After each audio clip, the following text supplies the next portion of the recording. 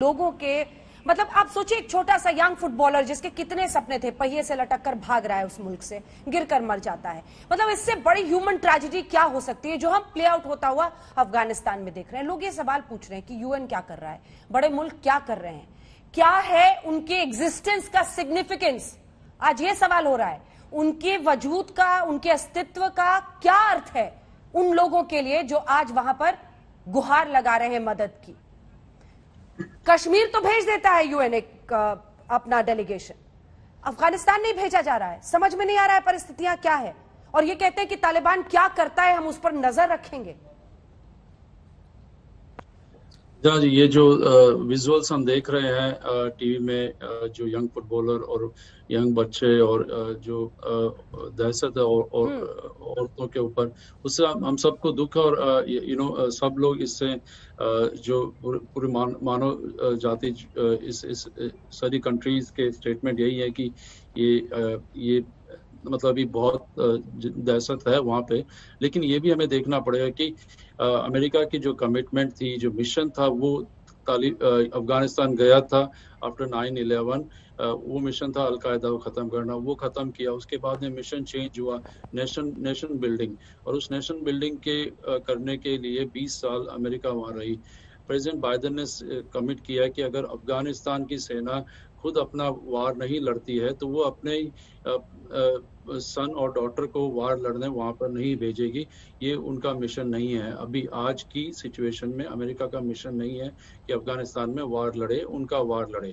तो ये जो सिचुएशन चेंज हुई है कि अफगानिस्तान की जो ओन सरकार है और ओन सेना वो छोड़ के चले गई और अब तालिबान वहाँ पे गवर्निंग पार्टी है। तो इस सिचुएशन के अंडर में जो विड्रॉल प्रोसेस है उसमें अभी जो लास्ट इनिशियली कोई भी 20 साल से अमेरिका वहां थी और एक अचानक से वहां से हटेगी तो लोगों में एक दहशत फैली।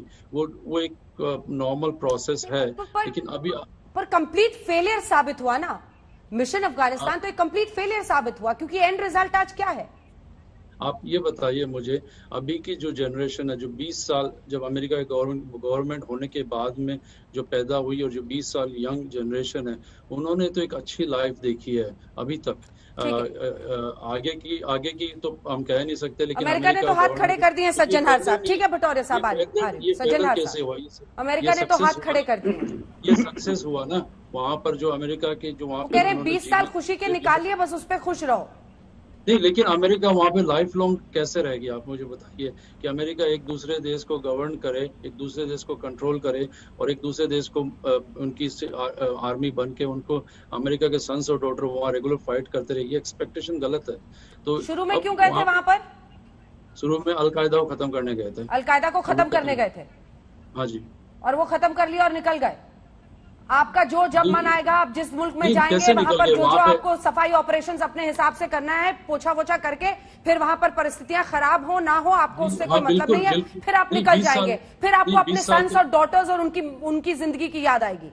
राइट? 20 साल रहे ना वहाँ पर, जैसे एक दिन में तो नहीं निकल गए, 20 साल रहे। और उसके बाद में वहाँ पर जो अलकायदा ने जो यूएस के सॉइल पे जो किया था उसको मिशन था। तो उसके बाद में समझ गए सर, हम समझ गए। सज्जनहार साहब जो परिस्थिति बनी है, और अमेरिका का ये स्टैंड है कि हम कब तक ये जंग लड़ेंगे उनके लिए। जब अफगानी सेना ने हथियार डाल दिए, जब वहां के राष्ट्रपति भाग गए, हम क्यों लड़े? हम अपने बच्चों की कुर्बानी क्यों दें?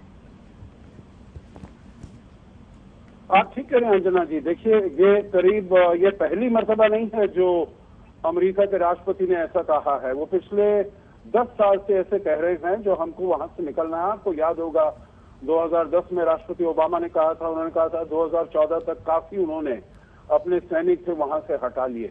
मेरे विचार से देखिए, कोई इस बारे में वो नहीं कर रहा है, बहस नहीं कर रहा है जो भाई अमेरिका को वहां पर और ज्यादा नहीं रह सकता था। 20 साल काफी ज्यादा होते हैं। पर जिस तरीके से वहां से निकला है और जैसे उसने अपने सोल्जर्स को, जो अफगानी लोग थी, उन्होंने अमेरिका की सहायता की थी, उन्होंने कमिट किया था जो उनको बाहर लेकर जाएंगे, वापस लेकर जाएंगे। मतलब इतना इररिस्पॉन्सिबली वो वहां से निकला है, इतना इनकॉम्पिटेंस उसने दिखाया है। अभी ये केवल, अब ठीक है अफगानिस्तान के लोगों के लिए तो उनके ऊपर तो बहुत कहर गिर पड़ी है, परंतु इसमें अमेरिका की अपनी बहुत पूरी दुनिया में जो प्रेस्टीज है वो बहुत खराब हुई है। जिसे वर्ल्ड लीडर कहा जाता था, अब जो बाइडेन ये कहकर आए थे दैट अमेरिका इज बैक, तो इनकी ह्यूमिलिएशन बहुत हुई है। तो मैं ये नहीं कहूंगा, उनके अपने लिए भी ये बहुत ही खराब तरीका है जिससे निकले हैं। अंजना जी, आप मुझे एक छोटा सा वो दीजिएगा, मैं ये अब्दुल बासित जी ने जो कहा, जो वो कह रहे हैं, जो ये कश्मीर के बारे में उन्होंने कुछ कहा है, टिप्पणी की है। देखिए, कश्मीर इस डिस्कशन का मुद्दा नहीं है, पर ये पाकिस्तान जहां भी कुछ बात करता है, आप चांद पर जाने की बात कहेंगे, वो कश्मीर वहां पर ले आएंगे। तो बासित जी ने भी यही किया है, परंतु उनको मैं बिल्कुल बता दूं कि कश्मीर में बिल्कुल एकदम चैन और अमन की बात है, और जो पाकिस्तान वहां पर करता था दहशतगर्दी, अब उसके हाथ थोड़े से वहां पर पीछे लगा दिए गए हैं, तो इसीलिए वहां पर वो कुछ नहीं कर सकता है।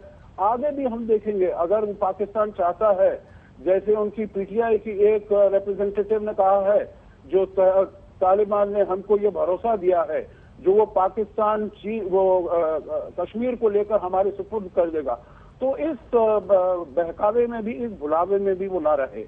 दूसरी बात उन्होंने कही है, आपने कहा था जो ये उनकी रिपोर्ट कार्ड पर बहुत उछल कूद रहे हैं, तो देखिए ये रिपोर्ट कार्ड पर इसलिए उछल कूद रहे हैं क्योंकि रिपोर्ट कार्ड इन्होंने अपने खुद लिखी है, क्योंकि इन्होंने तालिबान को अपने यहाँ पर रखा हुआ है।